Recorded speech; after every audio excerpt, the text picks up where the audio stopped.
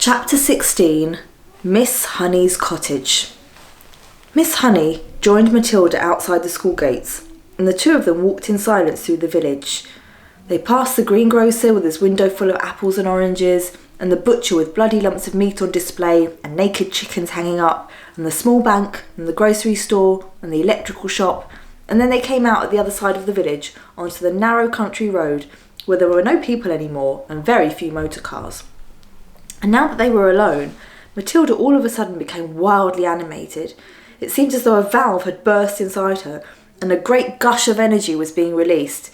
She trotted beside Miss Honey with wild little hops, and her fingers flew as if she would scatter them to the four winds, and her words went off like fireworks with terrific speed. It was Miss Honey this and Miss Honey that, and Miss Honey, I do honestly feel I could move almost anything in the world, not just tipping over glasses and little things like that. I feel I could topple tables and chairs, Miss Honey. Even when people are sitting in the chairs, I think I could push them over. And bigger things too, much bigger things than chairs and tables. I only have to take a moment to get my eyes strong, and then I can push it out, this strongness, at anything at all. So long as I'm staring at it hard enough. I have to stare at it very hard, Miss Honey, very, very hard. And then I can feel it all happening behind my eyes, and my eyes just get hot, hot, hot, hot, just as though they were burning. But I don't mind that in the least, and Miss Honey... Calm yourself down, child, calm yourself down, Miss Honey said. Let us not get ourselves too worked up so early in the proceedings. But you do think it is interesting, don't you, Miss Honey? Oh, it is interesting, all right, Miss Honey said. It is more than interesting, but we must tread very carefully from now on, Matilda. Why must we tread carefully, Miss Honey? Because we are playing with mysterious forces, my child, that we know nothing about. I do not think they are evil. They may be good. They may even be divine. But whether they are or not, let us handle them carefully. These were wise words from a wise old bird, but Matilda was too steamed up to see it that way. I don't see why we have to be so careful, she said, still hopping about. I'm trying to explain to you, Miss Honey said patiently, that we are dealing with the unknown. It is an unexplainable thing. The right word for it is a phenomenon. It is a phenomenon. Am I a phenomenon? Matilda asked. It is quite possible that you are, Miss Honey said, but I'd rather you didn't think about yourself as anything in particular at the moment. What I thought we might do is explore this a little further, just the two of us together, but making sure we take things very carefully, all the time. You want me to do some more of it then, Miss Honey? That is what I'm tempted to suggest, Miss Honey said cautiously. Goody good, Matilda said. I myself, Miss Honey said, am probably far more bowled over by what you did than you are, and I'm trying to find some reasonable explanation. Such as what? Matilda asked. Such as whether or not it's got something to do with the fact that you are quite exceptionally precocious. What exactly does that word mean? Matilda said. A precocious child, Miss Honey said, is one that shows amazing intelligence early on. You are an unbelievably precocious child. Am I really? Matilda asked. Of course you are. You must be aware of that. Look at your reading, look at your mathematics. I suppose you're right, Matilda said. Miss Honey marvelled at the child's lack of conceit and self-consciousness. I can't help wondering, she said, whether this sudden ability that's come to you, of being able to move an object without touching it, whether it might not have something to do with your brain power. You mean there might not be room in my head for all those brains, so something has to push out? That's not quite what I mean, Miss Honey said, smiling. But whatever happens, and I say it again, we must tread carefully from now on. I have not forgotten that strange and distant glimmer on your face after you tipped over the last glass. Do you think it could actually hurt me? Is that what you're thinking, Miss Honey? It made you feel pretty peculiar, didn't it? It made me feel lovely, Matilda said. For a moment or two, I was flying past the stars on silver wings. I told you that. And shall I tell you something else, Miss Honey? It was easier the second time. Much, much easier. I think it's like anything else. The more you practice it, the easier it gets. Miss Honey was walking slowly, so that the small child could keep up with her without trotting too fast. And it was very peaceful out there on the narrow road now that the village was behind them. It was one of those golden autumn afternoons, and there were blackberries and splashes of old man's beard in the hedges, and the hawthorn berries were ripening scarlet for when the birds in the cold winter came along. There were tall trees here and there on either side, oak and sycamore and ash, and occasionally a sweet chestnut. Miss Honey, wishing to change the subject for the moment, gave the names of all of these to Matilda and taught her how to recognise them by the shape of their leaves and the pattern of the bark on their trunks. Matilda took all this in and stored the knowledge very carefully in her mind. They finally came to a gap in the hedge on the left-hand side of the road, where there was a 5-barred gate. "This way," Miss Honey said, and she opened the gate and led Matilda through and closed it again. They were now walking along a narrow lane that was no more than a rutted cart track. There was a high hedge of hazel on either side, and you could see clusters of ripe brown nuts in their green jackets. The squirrels would soon be collecting them, all very soon, Miss Honey said, and storing them away carefully for the bleak months ahead. "You mean you live down here?" Matilda asked. "I do," Miss Honey replied, but she said no more. Matilda had never once stopped to think about where Miss Honey might be living. She had always regarded her purely as a teacher, a person who turned up out of nowhere and taught at school and then went away again. Do any of us children, she wondered, ever stop to ask ourselves where our teachers go when school is over for the day? Do we wonder if they live alone, or if there's a mother at home, or a sister, or a husband? "Do you live all by yourself, Miss Honey?" she asked. "Yes," Miss Honey said, "very much so." They were walking over the deep, sun-baked mud tracks of the lane, and you had to watch where you put your feet if you didn't want to twist your ankle. There were a few small birds around in the hazel branches, but that was all.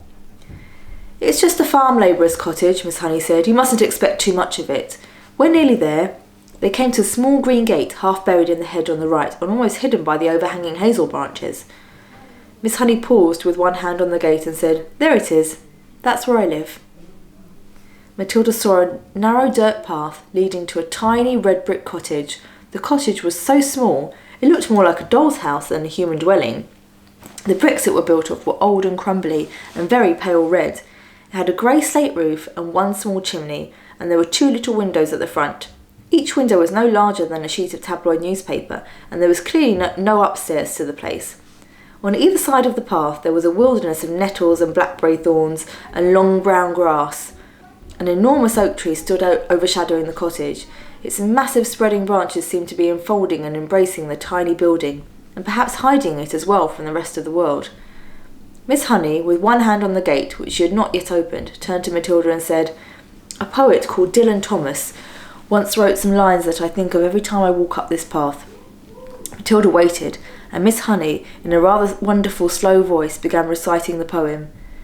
"Never and never, my girl, riding far and near, in the land of the hearthstone tales, and spelled asleep, fear or believe that the wolf in the sheep-white hood, loping and bleating roughly and blithely shall leap, my dear, out of a lair in the flocked leaves, in the dew-dipped year, to eat your heart in the house in the rosy wood." There was a moment of silence, and Matilda, who had never before heard great romantic poetry spoken aloud, was profoundly moved. "It's like music," she whispered.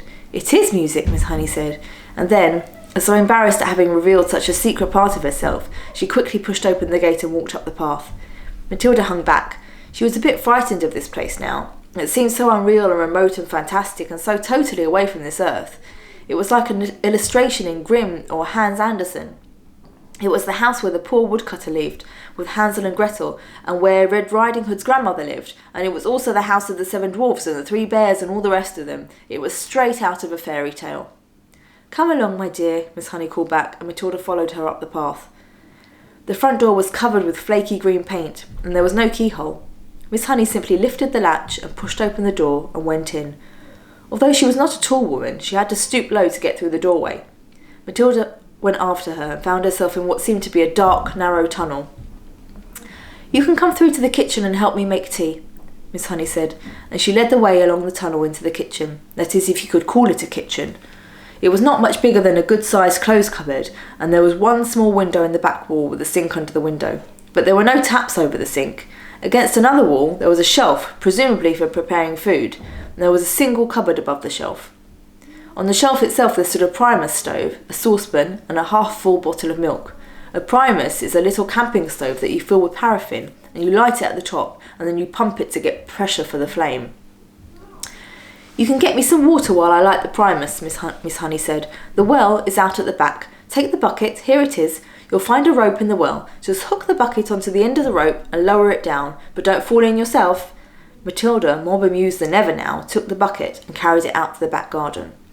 The well had a little wooden roof over it and a simple winding device, and there was the rope dangling down into a dark, bottomless hole.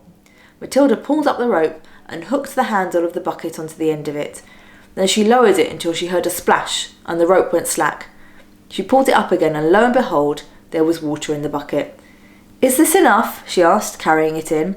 "Just about," Miss Honey said. "I don't suppose you've ever done that before." "Never," Matilda said. "It's fun. How'd you get enough water for your bath?" "I don't take a bath," Miss Honey said. "I wash standing up. I get a bucket full of water and I heat it on this little stove and I strip and wash myself all over." "Do you honestly do that?" Matilda asked. "Of course I do," Miss Honey said. "Every poor person in England used to wash that way until not so very long ago. And they didn't have a primus. They had to heat the water over the fire in the hearth." "Are you poor, Miss Honey?" "Yes," Miss Honey said. "Very. It's a good little stove, isn't it?" The primus was roaring away with a powerful blue flame, and already the water in the saucepan was beginning to bubble. Miss Honey got a teapot from the cupboard and put some tea leaves into it. She also found half a small loaf of brown bread. She cut 2 thin slices, and then, from a plastic container, she took some margarine and spread it on the bread. Margarine, Matilda thought. She must really be poor. Miss Honey found a tray, and on it she put 2 mugs, the teapot, half a bottle of milk, and a plate with 2 slices of bread. "I'm afraid I don't have any sugar," she said. "I never use it." "That's all right," Matilda said. In her wisdom, she seemed to be aware of the delicacy of the situation, and she was taking great care not to say anything to embarrass her companion. "Let's have it in the sitting room," Miss Honey said, picking up the tray and leading the way out of the kitchen and down the dark little tunnel into the room at the front. Matilda followed her, but just inside the doorway of the so-called sitting room, she stopped and stared around her in absolute amazement. The room was small and square and bare as a prison cell. The pale daylight that entered came from a single tiny window in the front wall. There were no curtains. The only objects in the entire room were 2 upturned wooden boxes to serve as chairs, and a third box between them for a table. That was all. There were no pictures on the walls, no carpet on the floor, only rough, unpolished wooden planks, and there were gaps between the planks where dust and bits of grime had gathered. The ceiling was so low that with a jump Matilda could nearly touch it with her fingertips. The walls were white, but the whiteness didn't look like paint. Matilda rubbed her palm against it, and a white powder came off into her skin. It was whitewash, the cheap stuff that's used in cowsheds and stables and hen houses. Matilda was appalled. Was this really where her neat and trimly dressed schoolteacher lived? Was this all she had to come back to after a day's work? It was unbelievable. And what was the reason for it? There was something very strange going on around here, surely. Miss Honey put the tray in one of the upturned boxes. "Sit down, my dear, sit down," she said, "and we'll have a nice hot cup of tea. Help yourself to bread. Both slices are for you. I never eat anything when I get home. I have a good old tuck-in at the school lunch, and that keeps me going till the next morning." Matilda perched herself carefully on an upturned box, and more out of politeness than anything else she took a slice of bread and margarine and started to eat it. At home, she would have been having buttered toast and strawberry jam and probably a piece of sponge cake to round it off, and yet this was somehow far more fun.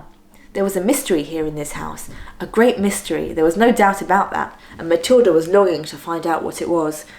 Miss Honey poured the tea and added a little milk to both cups. She appeared to not be in the least ill at ease sitting on an upturned box in a bare room and drinking tea out of a mug that she balanced on her knee. "You know," she said, "I've been thinking very hard about what you did with that glass. It is a great power you've been given, my child, you know that." "Yes, Miss Honey, I do," Matilda said, chewing her bread and margarine. "So as far as I know," Miss Honey went on, "nobody else in the history of the world has been able to compel an object to move without touching it or blowing on it or using any outside help at all." Matilda nodded but said nothing. "The fascinating thing," Miss Honey said, "would be to find out the real limit of this power of yours. Oh, I know you think you can move just about anything there is, but I have my doubts about that." "I'd love to try something really huge," Matilda said. "What about distance?" Miss Honey asked. "Would you always have to be close to the thing you were pushing?" "I simply don't know," Matilda said, "but it would be fun to find out." Next chapter, Miss Honey's story.